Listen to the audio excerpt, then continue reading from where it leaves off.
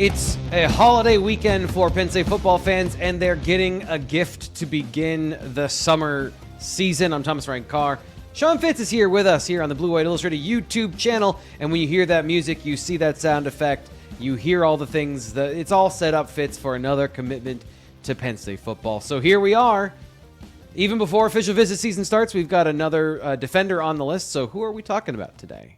Yeah, I don't know. Memorial Day, not usually a gift-giving holiday, I don't think. No. But you've got another one for Penn State, number 19 in the class. As of this recording, it might be number 20. We will see. That's another time for another video and another analyst from Blue White Illustrated. But Penn State is on the board again at defensive tackle. Andy Paiva from Skyline High School in Draper, Utah. Penn State does not go into Utah very often, but they make exceptions when Ikaika Malloe, the defensive tackle coach, goes wherever he wants to go to get some big boys to fill up the middle. Andy is a 3-star prospect by On3, a 3-star by 24/7. His industry ranking still a bit mucked up because there was no ESPN rating in there, but we have him as the number 94 interior defensive lineman, number 11 in Utah. But this is a guy that was very high on the board. We're going to talk about that in a second, but 6'3", going about 325 right now. We've got him at 300. Whoa. Is the big boy in the middle. Yeah, that might change some things a little bit from the analysis, but not a ton of those guys floating around on the East Coast. So Penn State has gone to Utah to secure a commitment.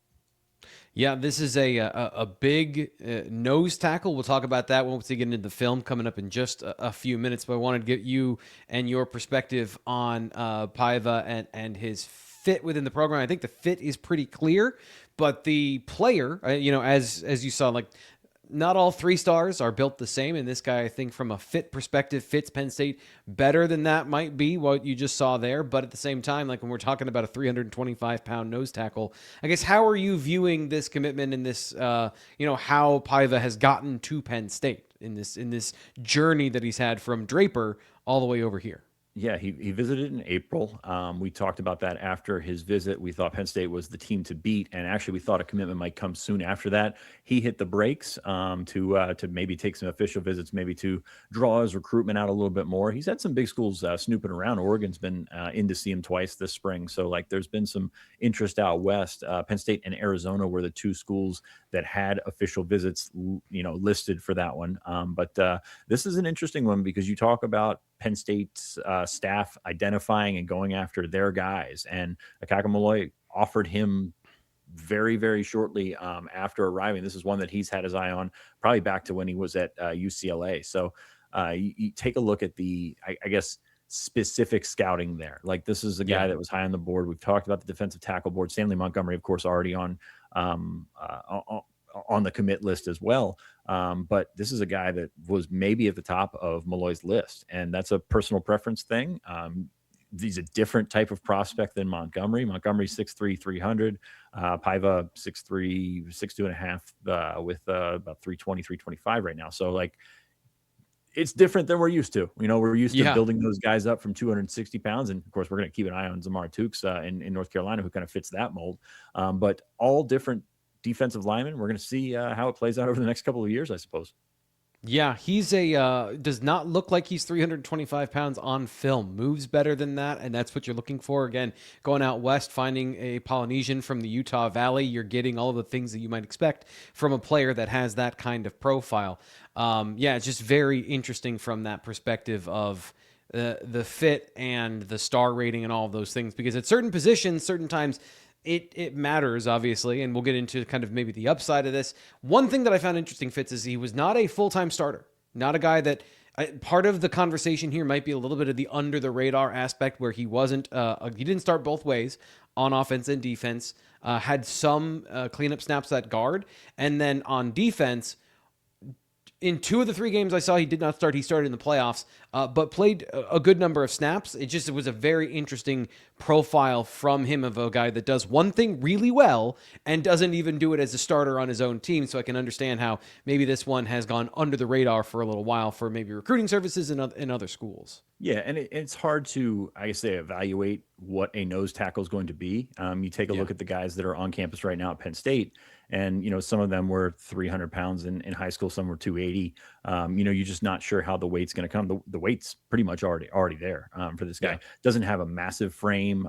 The arms, not short, but not anything that's overly extensive or anything like that. So like, I don't know how where he's going to land from a weight perspective. But like, we don't see too many of these. I'm looking back in Penn State lore in the last 10 years or so, and like for a true nose tackle, like there haven't been a ton that have rolled through here. They've tried to make some guys into nose tackles, but I think you just look at his tape and you look at some of the stuff that he's done this spring. I think that's probably where he's been most impressive. On the camp circuit or doing some local showcase things. He showcases the movement that you probably wouldn't expect to associate with a nose tackle, a typical nose tackle at this point. So interesting to see some other numbers. I think I saw 25 reps of 225. So that's really okay. Yeah, I mean, after 15, so he must have somebody counting there for him. But like, it's very impressive that you can put that in. It's just we said it when Malloe arrived and started targeting the Polynesian guys. They're built different. We saw Venga, Iwane for the last couple of years, built different than what we're typically used to, especially here on the East Coast. So it's just like, I don't know how to look at him and potentially identify stars, ratings, whatever it might be, just because it's a different kind of player and you don't know how that profiles for the next level and the potential level after it. For sure. So we're going to get into his film breakdown. I'm not going to get into the hows and whys of, we used to do this all the time here on the Blue White Illustrated YouTube channel. We stopped doing the actual film breakdowns of the highlights. I give you my recap and then there'd be more over on the site. There's still more over on the site. We're still doing the video recaps, but bringing back some old school stuff here, Fitz. We're going to get to a full film breakdown of Andy Paiva in just one moment, but we have to hear from AJ Freedom Financial first. Penn State fans know that confidence comes with having the right game plan. And when retirement is getting closer, many people have the same questions. Will my money last? Am I prepared for market volatility? Do I have a real plan for retirement and income taxes? At AJ Freedom Financial, we help pre-retirees and retirees build personalized retirement plans designed around their goals, timelines, and comfort with risk. From retirement incomes and tax-aware planning to legacy and investment strategies, we focus on helping clients move forward with greater clarity and confidence. If you'd like a second opinion on your current financial plan, or want to build a retirement strategy you can feel better about, we invite you to schedule a no-obligation meeting in Plymouth Meeting or one of our locations near you. Visit AJ Freedom Financial at www.ajffi.com or call 866-383-6899 today. That's AJ Freedom Financial at ajffi.com. AJ Freedom Financial, helping Nittany Lions fans plan for what's next. Securities and investment advisory services offered through Gradient Securities, LLC. Arden Hills, Minnesota, 866-991-1539. Member FINRA, SIPC. Gradient Securities, LLC, and SEC Registered Investment Advisor offers investment advisory services under the DBA of Gradient Wealth Management. Gradient Securities, LLC, and its advisors do not render tax, legal, or accounting services. Insurance products and services offered through AJ Freedom Financial. AJ Freedom Financial and Freedom Financial Insurance, LLC are not affiliated with Gradient Securities, LLC. Okay, so I did not like Andy Paiva's highlight film, and I don't mean that I didn't think he's a good football player. I just didn't like the plays he selected. I feel like I found 4 better ones to lead off his highlight package, which you're going to break down here, and what they mean for him and how it translates to the Penn State defense. I think of all the defensive linemen, he is the guy that translates the best to the Penn State defensive line in terms of what they want, and we're starting with this particular play because this is perfect stack and shed.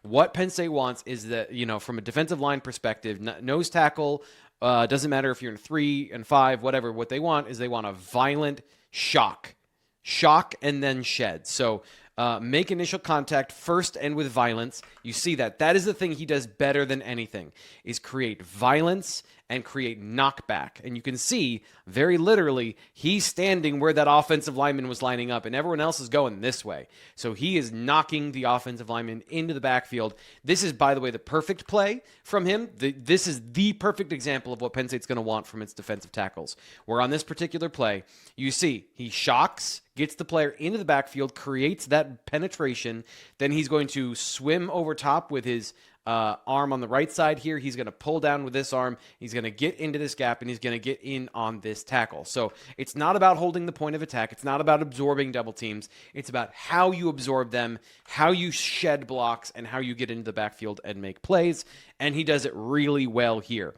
Now on this play, I watched it a whole bunch of times to make sure this wasn't like a personal foul. I wanted you to see at first His arm is right here on the shoulder pad of the center, and he sends this poor kid flying, like 5 yards into the backfield. Just a one-arm hump, massive, it is a bit of an uppercut. Like, I do think he kind of catches the guy, maybe a little bit in the head. I don't think it's like he gave him a straight-up concussion. But this is the power, the violence, the knockback that he has. That's his best skill.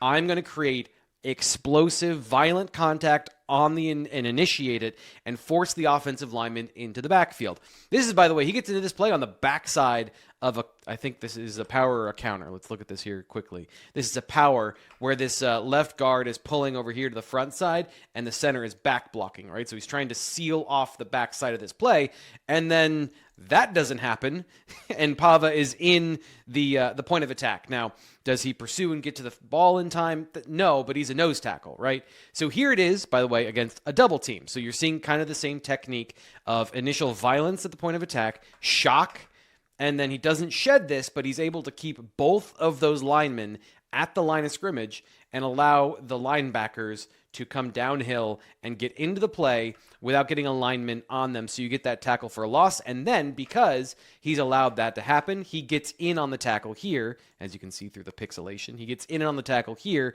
to be part of this tackle for no gain. So he splits the double team in the end to make the play. And how he does that is by creating a smaller surface. Now he turns his hips a little bit.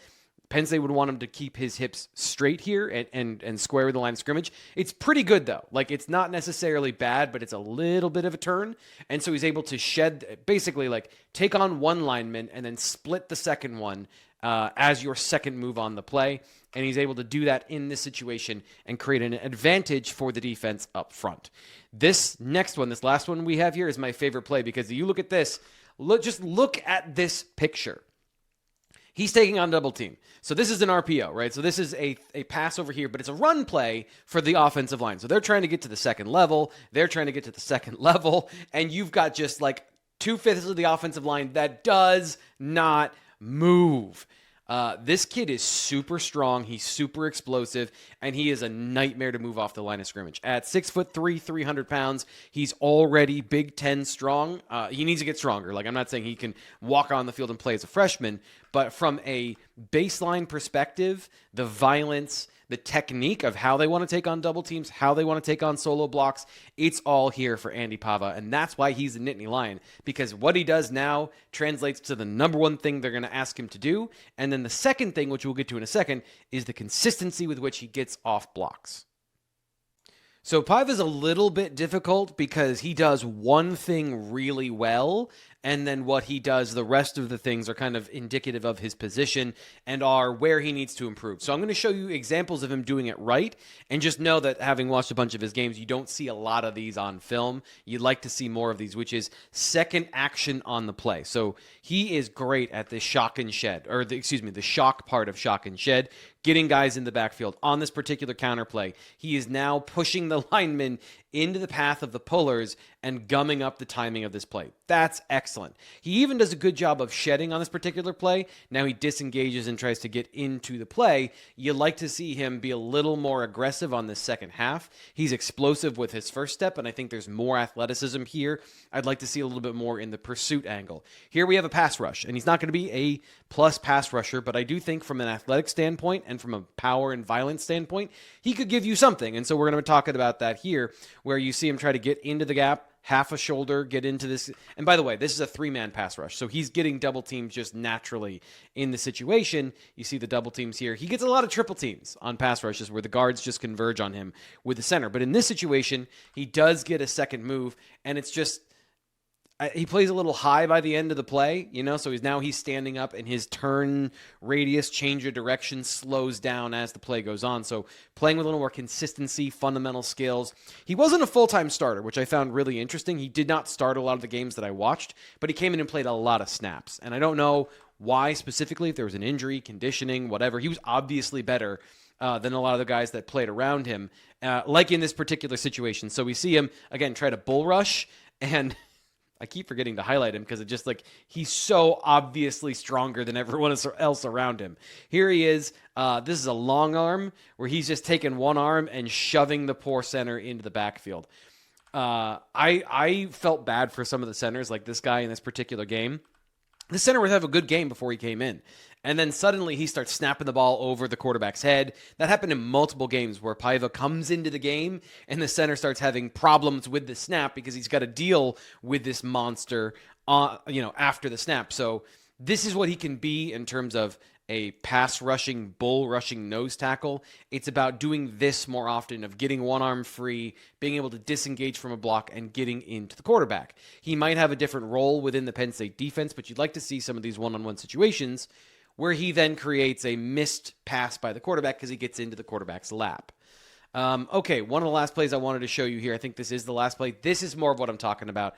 I call this being a professional shover, where he's getting this shock and he's trying to just immediately put this guy on skates. Doesn't work, so he tries to just walk him back in a bull rush into the quarterback. He gets a double team here, chip from the right guard, but you'd like to see a little bit more active hands. This is more indicative of what you see of, like, he latches on, and then his initial hand fighting is what he does. I've been showing you the good plays to show, like, more of this, please, but this is more of what he does. Both in run and pass, by the way, both in run situations and in pass situations, where it's a lot of professional shoving instead of, hey, I need to disengage and be more active as a player in the backfield when I get those opportunities to do so, because he gets double teamed a lot. And if you watch his highlight film, which you probably saw earlier in this video, it's a lot of him just eating up double teams. That's going to be part of that. That's going to be part of his job at Penn State, but also he needs to be able to get free and make plays. There's definitely upside there. And so I think, like, showing you this is important. And this is the last thing I wanted to show of, like, maybe the one, like, true negative. And a lot of these times this comes through as, okay, one situation here, one situation there. Sorry, I should probably highlight the player and let's just see what's going on. There's a lot of times he's on the ground. And, like, you get kicked in the ankle, man. It's football, right? But a lot of defensive tackles are in similar situations and don't end up on the ground in high school. And so it's just something noticeable about Paiva that I think he does need to improve at the next level, where he's not falling over as much. He's not on the ground as much. It's a consistency issue. It is... It's a balance and contact balance issue where maybe he's playing a little too top heavy, maybe gets a little too high in his stance. I don't know exactly what it is, but there's just there's a lot of times he's on the ground. So across multiple games, sometimes you get tripped. There's nothing you're going to do about it. But it came up enough that it was something I wanted to show you here. So I'm not overly worried about this, but for an offensive lineman or a defensive lineman, one of the best things you can do is be on your feet. And so, like I said, sometimes you get kicked in the foot and you fall over. But when you have active feet and they're churning, that doesn't happen as often. I think he's pretty good at that, but there's just a couple of plays, and I want to show you from more than just one game to show you this happens, across the full spectrum of his full game tape. You'd like to see him stay on his feet a little bit more, and you can see, I think, on this one, especially on a pass rush, he gets a little high. And when you're top heavy and going up against comparable offensive linemen, then this can happen and you get put on your butt. Happens, all defensive linemen end up the ground at some point. But the frequency is what we're talking about here. So I hope you see what Penn State sees in Andy Paiva there with our film breakdown. Thanks again to Fitz. He had to get going. We'll be doing more of these here as Penn State gets more commitments, but now there are over 20 commits in the class of 2027. So how many more are they going to get? How many more players? They have to fill out a couple of certain positions, key positions. So make sure you stay tuned. Subscribe here. Like the video so you don't miss any of our commitment videos. It's super helpful for us if you subscribe to the YouTube channel or if you follow along in your favorite podcast player. It helps us grow the channel and make sure that we're delivering the best possible information about how guys get to school, what they can do, and how they project as Nittany Lions on the next level. I'm Thomas Frank Carr for Sean Fitz. We'll be back next time news breaks from Blue White Illustrated.